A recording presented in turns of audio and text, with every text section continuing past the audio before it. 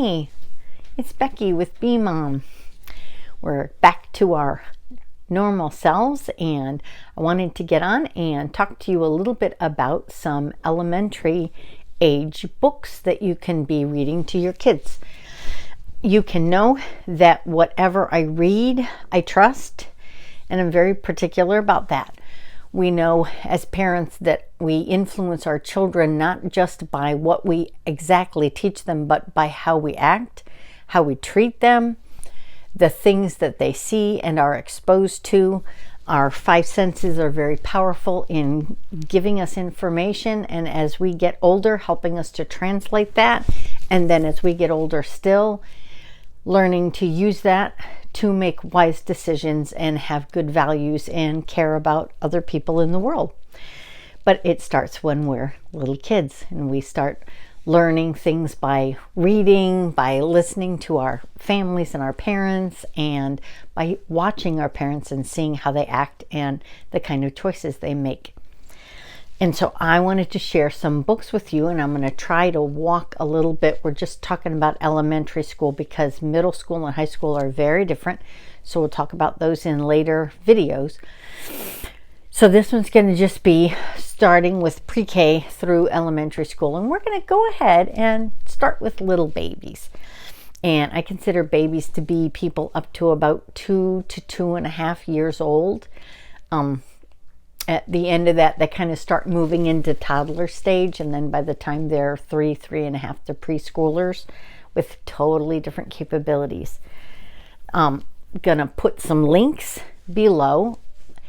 Some of the books that you can know are really good is, if you haven't heard of these, the Caldecott Award and the Newbery Award, and there's a really good website that lists those books. The Caldecott Award is for picture books primarily, and the Newbery Award is for books that were written that have good stories or just express something well. And I will link you to a site that has the list of all of them, and those are very good books to read to your kids, or read with your kids, or help your kids to read. But let's start with our little ones. One of my favorite authors for babies is Sandra Boynton. She writes these great books. They're easy to get in the cardboard form, and they're just cute and fun, and they have little rhymes, and sometimes they're a little bit silly, and so it makes it just a lot of fun. And those were some when my kids were growing up. I have adult children now, but when my kids were growing up, just some of my favorite things to read. I think she also does cards too. Anyway, other ones that I really like is the golden books, which you can tell, of course, because they have the little golden edge, and there's tons of them. And these have been around since I'm sure some of you have been little kids. And because I'm sure I'm older than you, and they've been around since I was a little girl. Because I remember some of the books and how much I liked them when I was a little girl, which is why I enjoy reading them to you. Excuse me. Sandra Boynton, our golden books. Richard Scarry. Yes, they are animals. If you haven't heard of them or seen his books, they have animals, and just kind of like Dr. Seuss, where he covers a little bit of everything for kids. Richard Scarry covers a little bit of everything for kids. He's got books on going to the dentist. He's got big picture books with lots of different things you can find, cars and transportation things you can find, shops and farms and things like that. And so those are excellent books to sit with especially with your toddlers and preschoolers, and just have fun looking at the pictures and identifying the animals and the things that we see there. So those are some good choices. As we move up into a little older age, considering our kids are now moving into rural, excellent books from Eric Carle, many of them. I read this one on the thing, and like I said, on my video page. I'm sorry, I'll try to remember that you guys need more details. And he's written a lot of books. I'm sure you've heard of The Very Hungry Caterpillar, or the Hungry Hungry Caterpillar. That's okay. I've got that one over there. I'm going to be reading it, but I'll talk about that in a minute. So one that I like is Dr. Seuss. He has rhymey things, and so those are good. Eric Carle does a lot of rhymey stuff too. I think rhymey makes it easier for kids to kind of connect with it a little bit, so that's good. So Green Eggs and Ham is, of course, a very popular one. There's lots of them. He has, Dr. Seuss did a whole ABC book, in case you hadn't heard. If you like doing phonetics, Dr. Seuss isn't really good for that, but for identifying the letters, it's just really great. And of course, they're fun and silly and they rhyme. He has done a lot of life lessons, which is helpful for helping kids to learn how to treat each other and be kind and loving. Let me just take a minute here. If this channel is helpful to you in any way, I ask that you would subscribe. If this video is helpful to you, or is my whole reason for doing it, I found as I was homeschooling my kids as they were growing up and how I enjoyed spending time with them and playing with them, that things like this were very, very helpful. And I think as a society, we're starting to move away a little bit, like I said in my introductory video, from mentoring. And I think as parents, we need parents kind of get lost and out of touch from each other, and that's a time frame when you really need to reconnect. A lot of toddler moms sometimes do, and preschool moms sometimes do, because you're, at the playground together or at all those cute little activities together and stuff. And it's a good time to talk about, oh my gosh, what do you do about this? And how's potty training going? And oh, my child won't eat this. Great time to connect with other moms and dads, and I want to make sure that everybody has the benefit of things if it's helpful for you. So thanks so much. Okay, so now we're moving into the elementary years, which I'm going to count as 1st through 5th grade.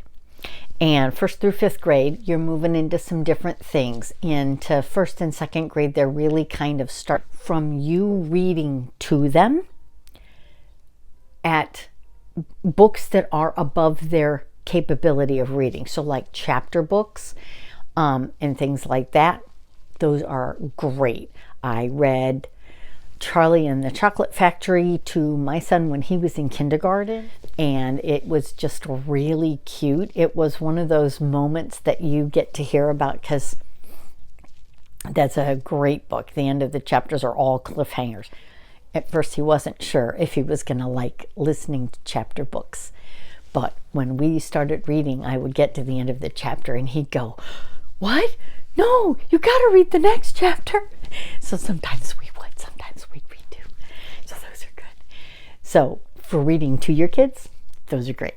As they move into especially like 3rd and 4th grade, they can really start reading chapter books for themselves. And there's a lot of good ones. Again, Newbery Award winners. Good stuff. The other one, Scholastic, makes some good ones. I think I already mentioned that. So those are some fun ones. We liked Bunnicula very much. Hysterical. So funny stuff that goes on in there. It's all about pets and how they interact, and it's just a cute little story. Here are some other ones that I found that I liked. Shel Silverstein. Awesome. Now, this is actually a very simple book. It's just got, let me show you. It's easy reading because it's like mostly pictures and just a little bit of words. So that's a great introduction. But he also does Where the Sidewalk Ends and a couple of other poetry books, which you probably have heard of. But I really like Shel Silverstein. I like the idea of Aesop's fables because they have little lessons, and that's a good opportunity to talk to your kids about things and about treating other people with love and respect. But there's a lot of good stories that just talk about kind ways to treat people and good things to be, which I think Dr. Seuss does some of that as well. So that's really good and helpful. One of my favorites that is just fun, it's a Scholastic series. I think this is when she's older, but Junie B. Jones, so funny. She starts in kindergarten, and those are just hysterical. My kids and I would just laugh and laugh and laugh.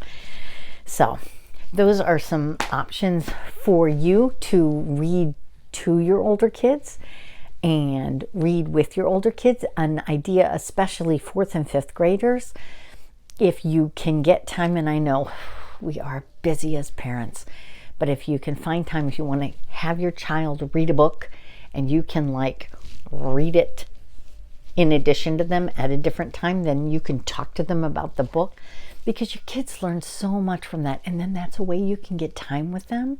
You can find out what books they like and read those with them, and then you can learn about them and grow in a relationship with them, because that's vital, especially as they move into the kind of scarier middle school and high school years. Having a connection with them so that they know they can trust you and talk to you about things and how they feel comfortable with that. That's very, very important. So I hope this has been a very helpful video. Again, if you could subscribe if you're enjoying this and you want to be part of our little group, that would be awesome.